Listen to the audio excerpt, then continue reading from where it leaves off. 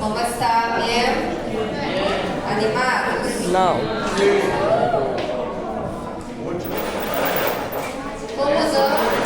Tá chegando Daqui a pouco começam as provas, olha de passar. Não, aí eu desanimei. E acho não, eu tenho certeza que a gente vai ter um bom conteúdo aí. Começar até a entrar em vídeo.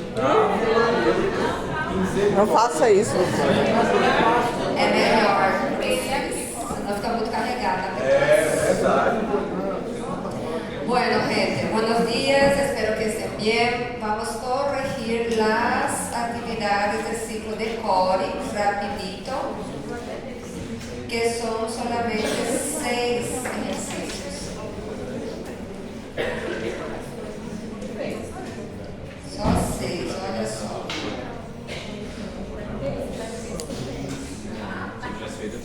Aqui, número 1, conceptua o ciclo de Cori. Quem vai responder pode ser Tamara.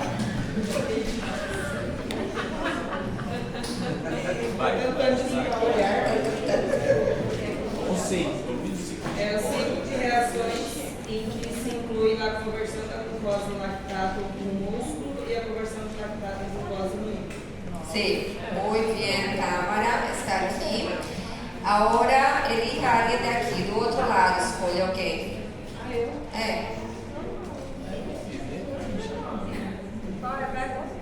Qual que é a 2?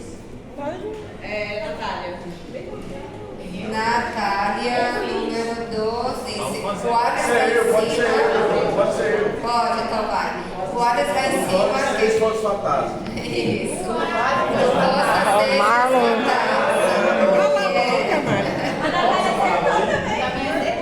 Os dois acertaram. Agora quem que vai escolher o próximo? Vai, Marlon. Escolhe alguém do outro lado. O Alexandre, Alex? Toda vez ele cai com ela. Alex, Alexandre? Alex. Alex, é você mesmo.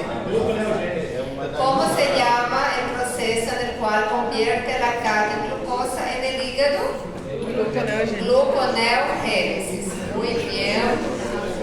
Agora escolha alguém daqui.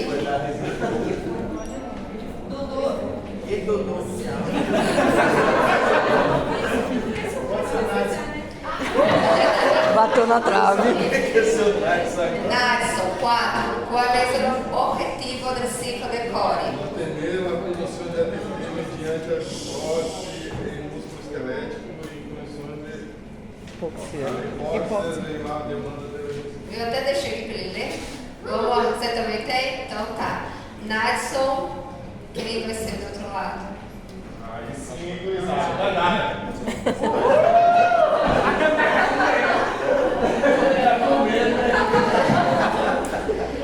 Dandara.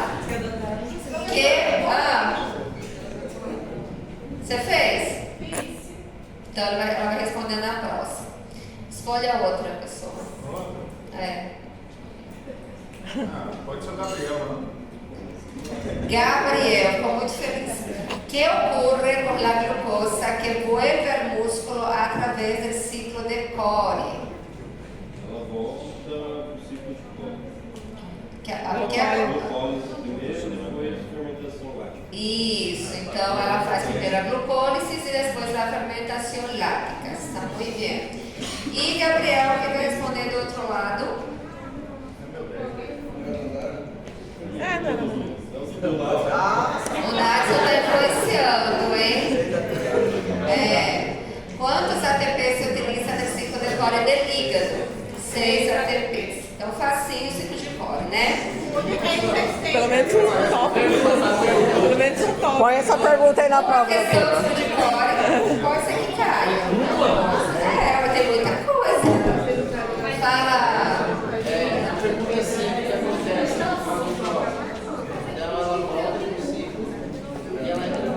Ela faz então todo o processo. Ela vai fazer a glicólise, vai fazer a fermentação láctea, o lactato volta de novo. E ela pode ser armazenada como igual?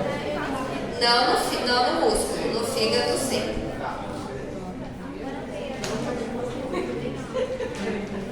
Bueno, vamos continuar.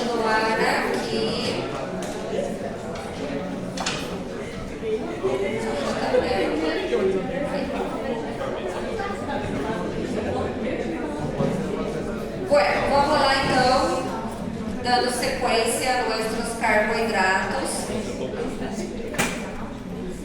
Pessoal, vamos agora para terminar a parte de carbohidratos. Temos que falar de duas hormonas que regulam não somente o metabolismo de carbohidratos, mas também de lípidos e proteínas, na forma general.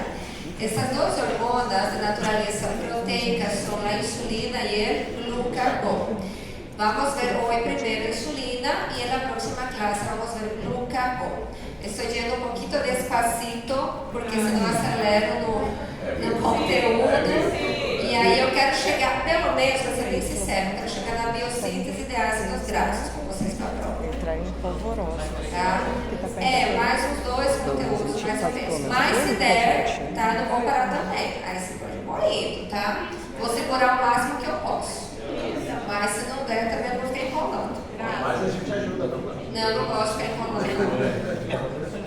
Nada enrolado, Mar. Enrolado não dá certo. Vamos lá. Bueno, entonces cuando hablamos de insulina, tenemos que saber cuáles son los procesos que son incrementados, estimulados por la insulina. La insulina es una hormona que va a ser secretada por las células beta del páncreas. ¿En qué situación? Quando existe um aumento de glucosa em sangue ou quando existe uma redução de glucosa em sangue? Aumento de glucosa em sangue, pós-prandial, estado alimentar. Então, o que passa? A insulina estimula geralmente processos anabólicos de construção, pero existem exceções. O que a gente precisa ter na cabeça? Que a insulina ela quer tirar esse excesso de glicose e quer levar para algum lugar, para que ela possa ser armazenada, seja como carboidrato, seja como lipídio, seja como proteína, ou degradar a própria glicose em si, para formar outra substância. Esse é o objetivo. Então, les vou poner aqui quais são os processos que são ativados por la insulina. Então, a insulina generalmente atua em que tipo de processos? Anabólicos, anabolismo. Pero há uma exceção. Existe um processo que não é anabólico, pero é estimulado por la insulina. E essa exceção é a glucólise. A lisis é a degradação de glucosa, processo catabólico, porém ela é ativada pela insulina. Então ela é exceção, tá? Então, vamos poner a exceção primeiro. Glucólisis. Voy a poner entre parênteses. Es una vía catabólica, pero es estimulada por la insulina. Luego, a regra no caso seria o anabolismo. Sim, menos ela, isso. Ela é uma via que não é anabólica, porém ela é estimulada pela insulina. Ela é uma via catabólica de degradação, tá? Por quê? Porque quando a glicose entra na célula, ela vai deixar de ser glicose, porque ela vai ser degradada, ela vai formar o quê? NADH, TP, piruvato, vai para outras vias metabólicas. Então, de uma certa maneira, ela sai do sangue e vai ser transformada em outra substância. Agora, quando há um excesso de glucosa em sangue, também que pode haver? Esse excesso de glucosa vai ser captado por la insulina, pode ser levado ao hígado e vai formar glucógeno. Este processo de glucosa que forma glucógeno, como chamamos? Glucogênese? Então, ele estimula que processo? Glucogênese. Aí já é uma via anabólica, ok? Gênese, formação. Além das vias relacionadas com carboidratos, também vamos poner outras aqui, estimuladas por la insulina. Ele estimula a formação de ácidos graxos. Então, síntese de ácidos graxos. Quando estimula a síntese de ácidos graxos, a sua vez, realiza também, ou estimula a síntese de triglicéridos.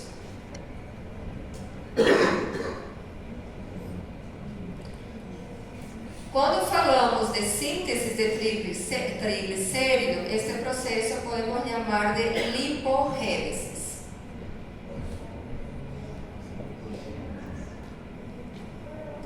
E também estimula a síntese proteica.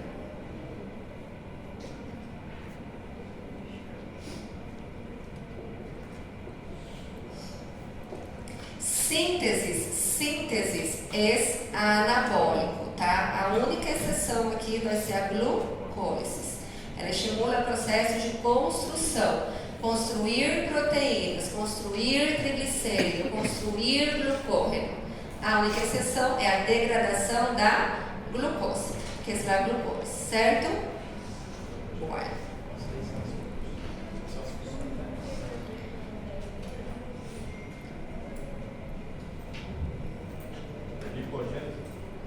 Glucogênese. É lipogênese. Acá glucogênese. Onde aqui? Lipogênese. Isso. Quais são as vias metabólicas estimuladas pela insulina? Se eu perguntar, né? Então, glucólise, glucogênese, lipogênese, síntese de proteínas. Porque na C a gente vai ver o glucagon. Então, a gente vai ter que saber quais são estimulados pela insulina e quais são estimulados pelo glucagon. Agora, se essas vias são ativadas pela insulina, quem que inibe essas vias? O glucagon. Então, o glucagon ele é inibidor da glucólise, da glucogênese, da lipogênese, da síntese de proteína. Uma é contrária à outra. E aí que vocês têm que prestar atenção para não confundir. Tá? Então, olhem só como está aqui. Então, a insulina atua em que processo ela domina? Pós-prandial, depois da alimentação, quando aumenta os níveis de glucosa em sangue.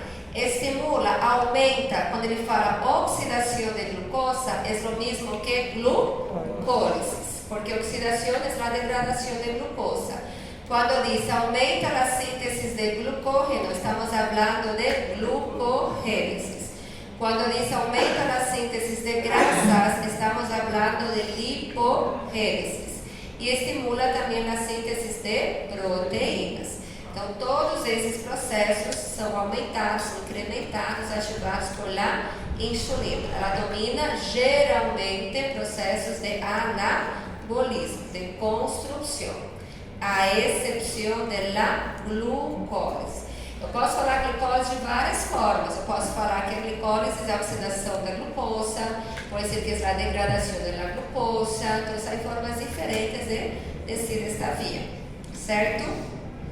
Bueno, acá eu achei interessante. O que a insulina ela faz? Ela capta o excesso de açúcar, de glucosa em sangue, para que puedan ser almacenadas en nuestras células hepáticas, células de tejido adiposo, la formación de triglicérido, até a nível de músculo também isso é possível, para estimular a formação de ATP durante a prática de exercícios.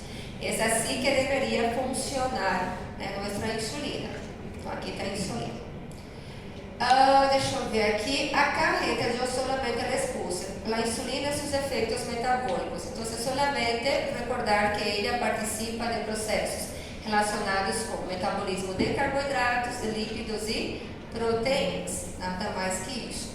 Glúcidos é o mesmo que carboidratos.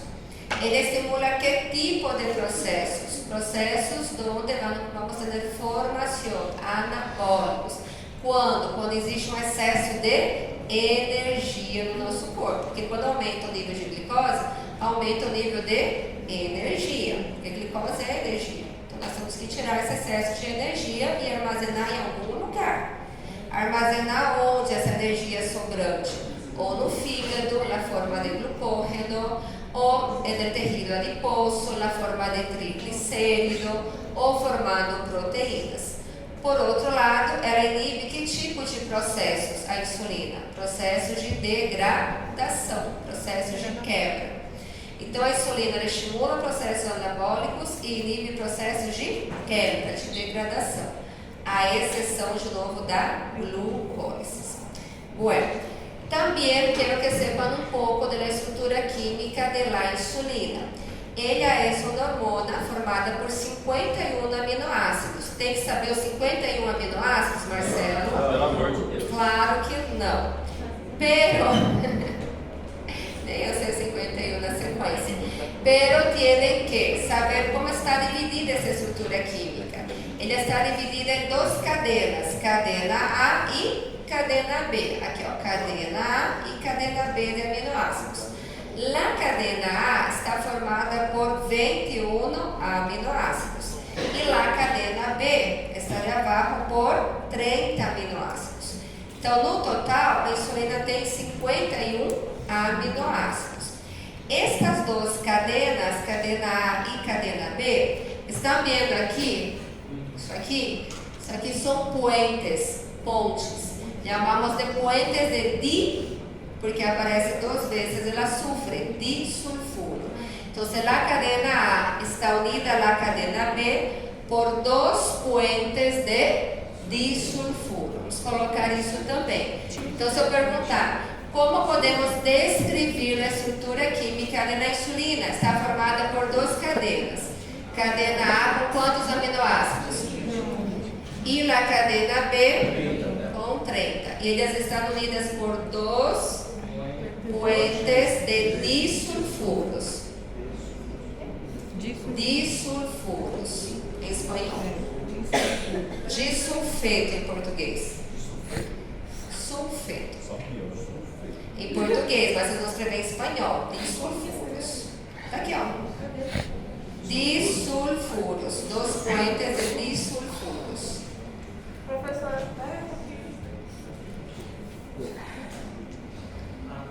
Eu estou me controlando, porque se eu começar a tossir, eu não paro mais. Eu estou com uma tosse bem feia. Mas depois, todo mundo tá ficando gripado, fica de jeito depois. Todo mundo que tá gripado, fica de jeito depois. Tossindo. Eu já melhorei da gripe, tô tossindo. Então, Eu tô com a garganta. quando começa a tossir, é uma tosse horrível. Paula sempre tem as falinhas. Ai, doutora, não dá pra ficar assim, não. Eu não aguento vir pra faculdade e me ter uma balinha. Obrigada. Doutora, mas isso aí no caso na prova, por exemplo, aí, como é que vai ser? Como vai saber? Não sei, eu posso colocar no falso verdadeiro. Colocar, por exemplo, que a cadeia A tem 30, a cadeia B tem 21, essas coisas assim, né? Vocês me conhecem já, né? as duas correntes ali é o que liga a Elas estão, aqui tem a cadena A e aqui a cadena B. Essas duas cadeias estão ligadas por essas pontes, tá vendo aqui? Essas pontes são duas pontes de dois enxofres, que nós chamamos de sulfuro. S é enxofre, açufre em espanhol. Sim. O nome dela vem de sulfuro, por isso é S, sim. Salô. Cuidar do sistema imunológico, hein? Eu também estou em pré-prova. Lá na outra universidade vai começar semana que vem já. Semana que vem vocês estão ainda? Ah, tá. Nem. Eu nem preparei prova de vocês ainda. Calma. Mas bem fácil. A cara que a doutora fez já entregou. Nem fiz ainda, Paulo. Tá, Ela já tô preocupada. Bueno, a insulina, ele trabalha em diversos processos metabólicos. Ele ativa a glucólise, ativa a glucogênese, lipogênese, síntese proteica. E como ele interatua com esses processos metabólicos, ele também acaba interatuando com certas enzimas. Eu não les puse todas as enzimas, mas les puse 3 enzimas em particular que estão relacionadas com a insulina. Uma dessas enzimas que hace a insulina, com a fosforilase hepática. Essa enzima, pessoal, qual o mecanismo de ação da fosforilase? Ela quebra o glucógeno para formar glucosa e liberar esta glucosa na sangue. A insulina quer mais glicose no sangue? Não quer. Então, a insulina não vai permitir que esta enzima trabalhe. ella va a inactivar la acción de la fosforilase hepática. Peraí, eu já tenho muita glicose no sangue, não preciso mais de glicose, não precisa degradar o glicogênio. Entonces, si yo les pregunto cuál es el mecanismo de acción de la insulina en relación a la fosforilasa hepática, ¿qué van a decir? Que ella inhibe, que ella inactiva la acción de esta enzima. ¿Y cuál es la acción de esta enzima? Degradación de glucógeno a glucosa. ¿Entienden? Por otro lado, la insulina, ella trabaja en conjunto con dos enzimas, que son ¿cuáles esas dos enzimas? La glucosinasa e uma enzima conhecida nossa, que é a glucogenosintetasa ou sintetasa. Como trabalha a insulina com a glucosinasa? Que hace esta glucosinasa? Esta enzima glucosinasa, ela também ajuda a captar este excesso de glucosa, levar ao hepatocito para que ela possa ser armazenada na forma de glucógeno. E a glucogenosintetasa, ele é uma enzima de qual desses processos metabólicos? A glucogenosintetase. Ela é a principal enzima reguladora de qual dessas vias que está aqui? Glucorrênese. Ou seja, que a glucogenosintetase é aquela enzima que estimula a polimerização de glucosa.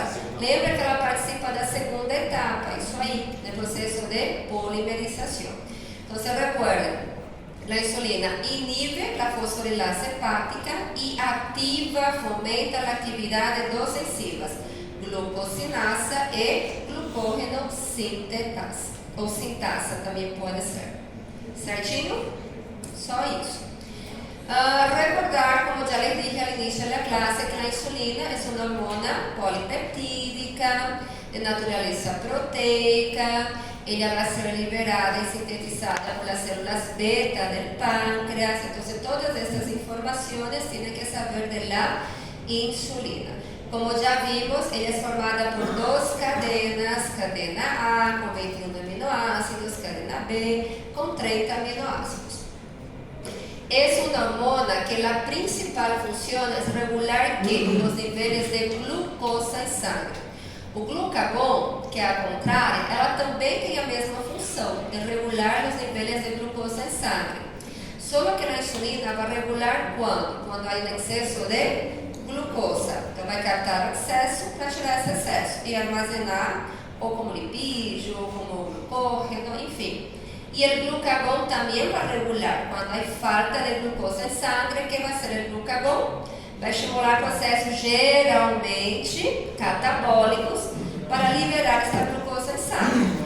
Ou seja, que tanto a insulina como o glucagon, eles são responsáveis de manter os níveis adequados de glucosa em sangue. Ou numa hiper, no caso da insulina, ou uma hipo, no caso do glucagon.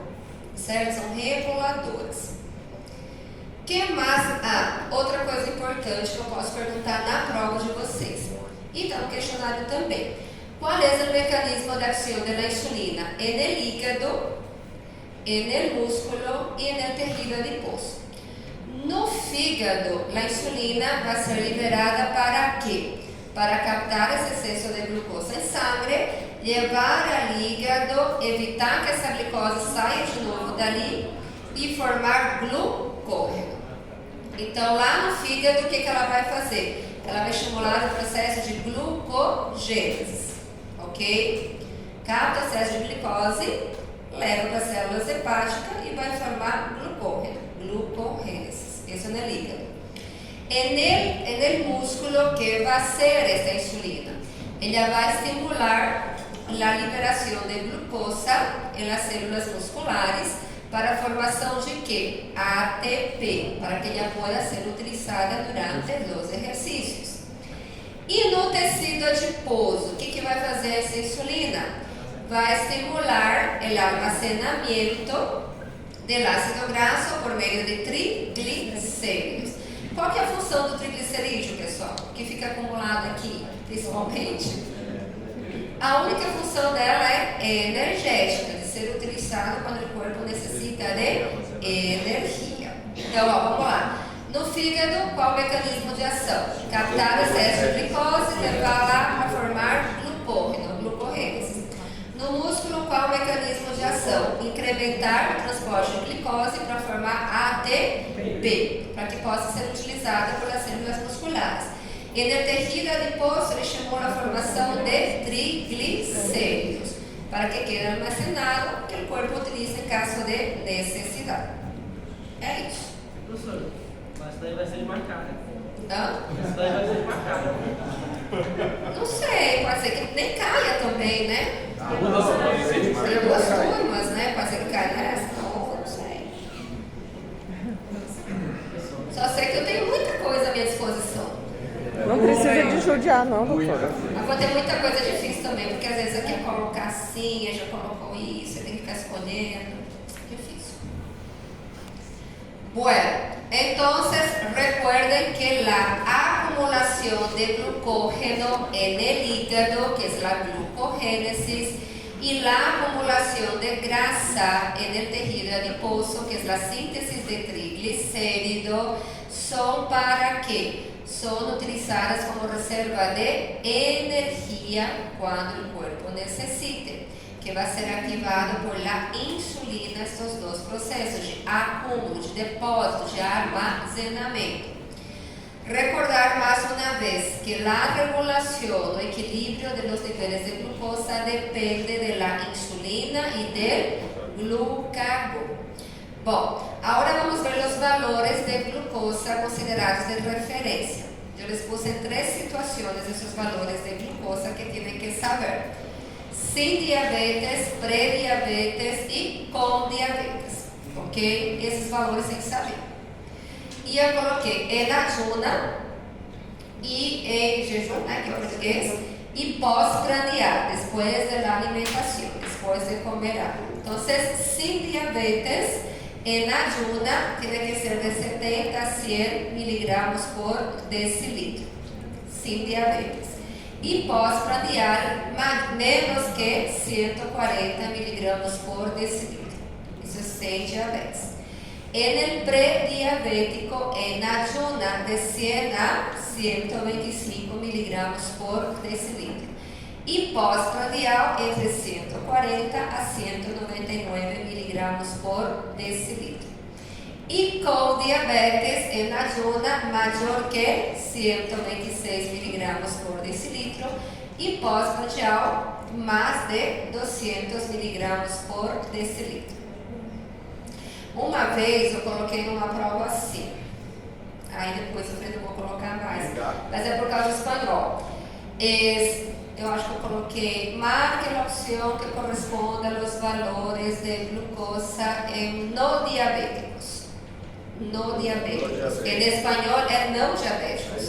Que era no diabético em português. Solo que estamos acá, ¿verdad? Entonces, no consideré a justificativa do aluno. Pero pasa. Entonces, solamente si por aí, né? Mas eu acho que eu vou colocar sem diabetes mesmo, sim, de repente. Para não equivocar-se. Pero tiene que saber. Não acontece, gente. Não, mas pode acontecer também, né? Nervosismo, né? Sim? Então, esses valores tienen que saber. O cara lê sem diabetes também vai falar sem diabetes. Também, pode ser. Bueno, es eso de la insulina y aparte de eso, también yo les traje una patología que está relacionada directamente con la regulación principalmente de la insulina. Y es una patología que infelizmente ano a ano viene aumentando más los casos, que sería la diabetes. ¿Alguém aqui tem diabetes? Ainda bem, né? Mas tem que saber. Por quê? Porque muitas vezes é uma enfermedade silenciosa. Né? E aí solamente vamos descobrir quando vamos fazer um exame, aí extra, o médico pede, aí vê os valores de glicose. Então é peligroso, porque é uma enfermedade que tem cura hoje em dia. Não, existe um tratamento para evitar as complicações severas que tem esta patologia, porque tem complicações que são severas e as complicações podem levar esse paciente a óbito, né? Nem é tanto a diabetes, mas as complicações da própria patologia. Então, vamos falar um pouquinho de diabetes. Lembram aquela imagem que eu coloquei no início para vocês? Olha só. Olha como a insulina está funcionando aqui, ó, direitinho. Está abrindo o portãozinho, os receptores para poder entrar a glicose, para poder se armazenar. E miren aqui no outro. O que passa aqui? Acá está nuestra insulina. Ela está sendo liberada? Ela está sendo liberada, mas como está trabalhando essa insulina aqui? Está ativado. Está sendo absorvido. Com preguiça. Sim, com preguiça, né? Então tinha que ser sem preguiça. E aí que passa quando o portãozinho acá também não conseguia abrir-se para que pueda almacenar os níveis de glucosa em sangue. Quando isso ocorre o que chamamos de hiperglucemia. Se não tratada, a hiperglucemia pode levar ao quadro de diabetes. Se eu pedisse para vocês qual é o conceito de diabetes, como vocês iam colocar para mim? Excesso de... Es una enfermedad metabólica en que la glucosa en sangre es más elevada de lo normal. Ok? Tiene que usar un vocabulario un poquito mejor. ¿né? También, ahí sería, ¿cuáles son las causas de la diabetes? Aí sim, aí é uma causa. O que leva com que esses níveis de glucosa estão mais elevados do que o normal? Fala. Sobre diabetes, esses dias descobri que meu cachorro tem diabetes. Tipo 2. E aí eu sabia que tinha cachorro com diabetes. Tem também. Então tem que cuidar da alimentação dela, tem que levar ela para passear, fazer exercícios também, não pode fazer detalhe, é verdade. Repete o conceito, por favor. Acá, es una enfermedad metabólica en la cual los niveles de glucosa en sangre es más elevado de lo normal. Fala. Hipo. Porque é mais rápido o mecanismo de ação dela. Então, rapidamente, o que a gente precisa? O nosso cérebro é muito glucolítico, ele precisa de um porte diário sempre de glicose. Se essa glicose não chegar até o cérebro suficiente depois de algum tempo, você vem a óbito. Agora, o excesso de glicose, ela é perigosa, mas ela leva mais um tempo, né, até ela causar o óbito. E o óbito vai ser das complicações dessa diabetes. Então, ela é mais rápida, mais perigosa. Ué, voltando aqui, que o cara está falando do pâncreas, tá? Em relação ao pâncreas, seria o que causa a diabetes? Se eu lhe perguntasse. Então, ¿qué causa? Es cuando el páncreas o no produce suficiente insulina para captar este exceso de glucosa en sangre o porque esta insulina no está trabajando como debería trabajar suficientemente, lo que llamamos resistencia a la insulina. E hay un otro caso también de diabetes, que es el diabetes tipo 1, que es o insulino dependente. Es aquel donde por algún motivo, né, nosso sistema imunológico acaba atacando as células beta do pâncreas e o corpo não é capaz de sintetizar insulina e muito menos liberar, porque não tem essa insulina. Então, essa pessoa depende da insulina de por vida, que seria a diabetes tipo 1. Então, essas são as causas. Lo que mata y lo que es peligroso es la falta de control de esta diabetes. Entonces, la persona tiene que tener un tratamiento, tiene que cumplir el tratamiento para no llegar a las complicaciones severas. Eu coloquei aqui, fala. A diabetes, ela pode ser por predisposição genética ou tem mais a ver com o tipo de... Pode ser por predisposição genética também. Se na sua família você tem casos de pessoas que são diabéticas, mesmo que você tenha uma alimentação saudável e tudo mais, isso não tira de você que você esteja dentro dos fatores de risco também. Pode ser que sim, pode ser que não, tá? Então, tem um fator também que estava vendo, que o maior número de pessoas que passam no diálise é diabético. Falha renal, tá? É uma das complicações da diabetes também. E hipertenso também. Pode ser. tema de bioquímica 4, esa materia. Bueno, aquí gente, entonces si yo les pongo así, citar algunas complicaciones de la diabetes, entonces desde enfermedad del corazón, tenemos la apoplejia, não sei se vocês sabem o que é a apoplejia, é um sangrado dentro de um órgão, uma perda da função de um órgão também. Que mais? Falha renal, como já foi comentado por el compañero, que pode levar a pessoa a hacer hemodiálise em algumas situações. Também não está aqui, pero la amputación também, porque la cicatrización es lenta, es demorada, es complicada. También la parte de las retinopatías también está relacionada con una complicación de la diabetes. Citar só dois, né? Tem que saber sempre três, Marcos. Sempre três, porque é das dúvidas, tá? Pode ser que eu peça uma só também, né? Pode ser que eu peça três, pode ser que eu peça uma. É sempre bom saber mais, né? Bueno, acá eu não sou especialista na área de diabetes, então eu les puse solamente los principales a grandes modos tipos de diabetes, tipo 1, tipo 2 y la diabetes gestacional. Eu creio que mais para frente, quando vocês estiverem mais lá na parte clínica, vocês vão ver mais a fundo essa parte, tá? Então, eu não coloquei profundamente, tanto que eu não sou da área, né? Pero tiene que saber diferenciar por lo menos la diabetes tipo 1, tipo 2 y tipo 3. Hoy en día es más tipo 3 no, gestacional. ¿Cuál es más común? 1, 2 o gestacional? 2. ¿Por qué? Multifactorial, o sea, que está relacionado con nuestro estilo de vida prácticamente. Con la no práctica de ejercicio, con una alimentación que no sea saludable, con la falta de control médico también en el sentido de prevención. E antigamente o tipo 2 se dizia que era mais pessoas mais velhas, digamos assim, que tem. Hoje em dia já não é mais assim. Pessoas cada vez más jóvenes, adolescentes, niños ya están desarrollando diabetes tipo 12. Entonces no podemos decir que solamente ocurre en adultos mayores. El 2. El 1 es la diabetes, como ya les dije, donde ocurre una destrucción de las células beta del páncreas. Entonces el cuerpo no produce insulina para hacer la captación de glucosa en sangre para que pueda ser almacenada. Es aquella que llamamos de insulino dependiente.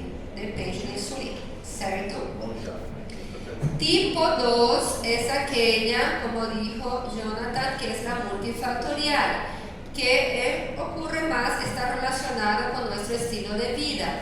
En el diabetes tipo 2, según la Organización Mundial de Salud, OMS, la principal causa de la diabetes tipo 2 es la obesidad.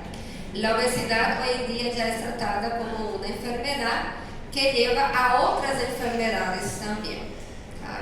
Então, se eu perguntar, a principal causa da diabetes tipo 2 é a obesidade. Por quê? Porque ela acaba diminuindo os receptores de insulina. Então, a insulina não consegue fazer seu trabalho como deveria. Assim, tem diabetes também emocional, que nem a hipertensão emocional hoje em dia também. Você sabe que as nossas emoções, elas interferem no nosso fisiológico. Existe. Eu não coloquei aqui, tá? Mas existe, tanto na hipertensão como no caso da diabetes. Professora, eu tenho uma dúvida. A pessoa que tem diabetes, certo? Ela vai fazer exercício. O que acontece geralmente? Ela se alimentou à noite, dormiu, acordou, foi fazer exercício. Ela tem que tomar insulina antes ou depois do exercício? Então, não é. A gente até coloquei aqui depois essa administração da insulina como fármaco. Isso não é aconselhável para pessoas que têm diabetes. Pessoas que têm diabetes têm que comer de tantas e tantas horas, de 3 em 3 horas. Se ela fizer isso, ela vai ter um quadro de ela vai cair tudinho. Hipoglucemia, tá? Isso pode acontecer. Ou excesso de exercício também é uma causa de hipoglucemia, mesmo tratando com isso baixo demais. Então tem que tomar cuidado porque isso pode acontecer. Então, mas por que se o corpo dela tem energia? Assim, o corpo dela tem energia, mas essa energia ela não é utilizada da forma como ela deveria. A célula não consegue utilizar essa energia. Ela está no sangue, como ele falou, ela não consegue levar para fazer as vias metabólicas. Então, ela não consegue gerar essa energia para fazer uma respiração celular muitas vezes, processo de Krebs, cadeia respiratória. Ela vai inibir todos esses processos. Eu achava que era só insulina. Não. Lembra que ela vai levar para que a célula possa ir fazer as conexões dela para ter ATP, ter energia, gerar todo esse processo. Os professores falam assim, isso também é um. Eu falei, ó, pensem sem comer, que a gente vai treinar, se ela comeu, aí ela deu o que ela passou mal. Foi. Então não pode. Comer e tomar insulina. Sim, é o ideal. Tem um amigo meu que ele tem uma maquinazinha, furo dele, um bocadinho, coloca isso aqui até o dedo, aí mede, já sai na hora já O valor. e pelo valor dessa dose que ele tem que tomar. Sim, de insulina. Aí eu não vou entrar porque tem diferentes tipos de insulina, vocês vão aprender ainda, tá? Tá começando. Mas é bom vocês terem esse interesse. E a diabetes gestacional. A diabetes gestacional, como o nome já disse, ocorre durante a gestação. Por quê? Durante a gravidez, olha o que acontece. A insulina ela tem que aumentar porque existe uma demanda maior de energia por conta da criança e tudo mais. E muitas vezes o corpo não consegue acompanhar essa demanda de energia. A quantidade de insulina que é liberada por la madre não é suficiente muitas vezes.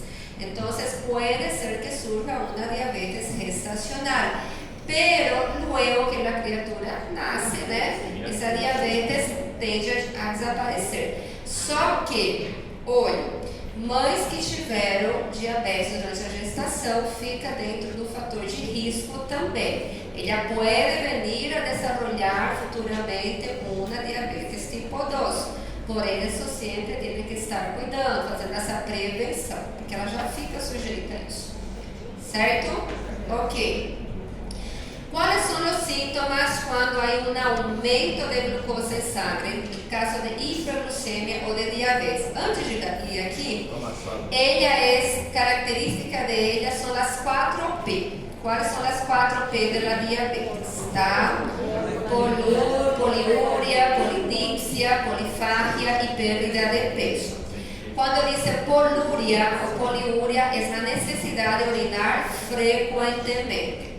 Quando diz polidipsia, deve ser constante, ok? E polifagia é a necessidade de comer frequentemente. E a perda de peso. Então, essas são as 4P da diabetes. Polidipsia é ser constante, sede. Polidipsia. Polifagia é a necessidade de comer. Tá? Por que a pessoa tem necessidade de comer frequentemente? Porque ela não consegue armazenar, gente. Lembra que ela não consegue captar esse excesso de glicose para levar no fígado para armazenar. Ela não consegue armazenar energia. Então ela tem necessidade sempre de estar se alimentando. E como ela não consegue armazenar, essa glicose vai sair pela urina também. Tá? Então ela tem, ao mesmo tempo, ela tem a poliúria. A necessidade de urinar frequentemente. É verdade que a formiga vai na urina? É verdade isso. Bueno, entonces yo les pregunto, las 4P de la diabetes, poliúria, polidipsia, polifagia e perda de peso. Se eu colocar outro P, não é. Polifagia é o que?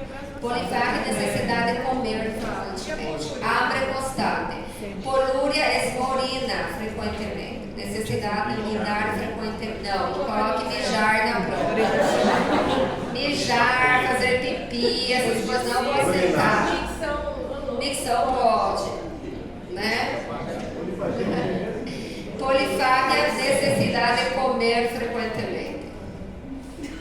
Além das 4P, existem também outros sintomas, ok? Então, uma visão borrosa, cansancio, tendência a infecções fúngicas, cicatrização também tardia, digamos assim. Então, hormigueio, isso aqui é bastante, que é formigamento. pérdida de la sensibilidad muchas veces en las manos, en los pies. Professora, esse formigamento e dor no pé pode ter a ver com os nervos, né? Sim. Ela também afeta também, tá? Ela pode provocar uma miopatia, de repente, também, a nível muscular também, pode acontecer. Esses sintomas podem acontecer no pré-diabetes? Pode. Mas é mais rápido. Mas aí ficar já de olho. Se eu tenho necessidade de urinar frequentemente, né? Necessidade de comer, tem que ficar de olho já. Esse aqui, Pode falar? é que na verdade, quando o paciente começa a desenvolver esses sintomas, que ele vai investigar se está com Sim. diabetes ou não. Aí já tá demais, né? Aí já tá É por isso que ele chega lá, ele fica Sim. prolongando o tempo. É porque assim, a gente tem uma medicina que é curativa e não preventiva, então ela já vai, já tem. Ou já está no pré-diabetes a ponto de já ir no diabetes. Ele vai investigar outra coisa e acaba descobrindo que tem. É isso. E agora que nós comentamos, tá com filhos aqui também. Então, muitas veces personas que son diabéticas y que hacen tratamiento con la insulina pueden llegar a desencadenar un cuadro de hipoglucemia, né, de uma vez, que es cuando los valores de glucosa son inferiores a 70 miligramos por decilitro. Quando isso pode acontecer? Então, sepan algumas situações de quando isso se produz.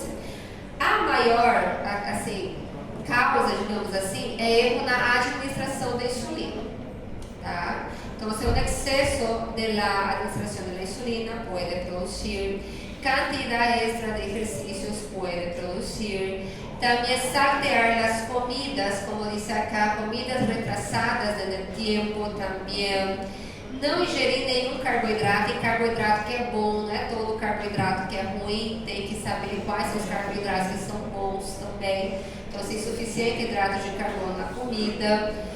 El propio medicamento muchas veces está de vía oral, porque existen antidiabéticos orales con efecto colateral, también puede hacer con que diminúa esses níveis de glucosa em sangue, llegando na hipoglucemia.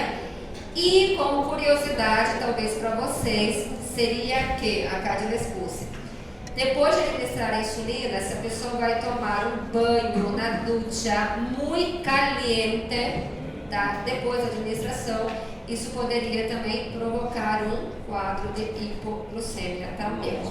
A temperatura também influencia, sim. É depois da administração, sabe? E fui lá tomar um banho, entende? É aí. Oh, depois, esperar um pouquinho, né? Depois. Certinho, pessoal? Eu acho que é isso da insulina. Aqui, vocês vão reclamar, mas eu falo, não é obrigatório fazer os exercícios, né? Mas são 19. Ah, mas isso aí eu não vi lá, não. É pra vocês aprenderem, né? Quando eu fazia mapeamento do exercício, eu sabia mais. Agora eu não sabia. Esse é o sexto. Não, esse é o sexto exercício já. Tem aquele do glúteo, que foi o primeiro, do 1 ao 5, tem um do 1 ao 14. É o sexto. É. Tá, vou fazer a chamada.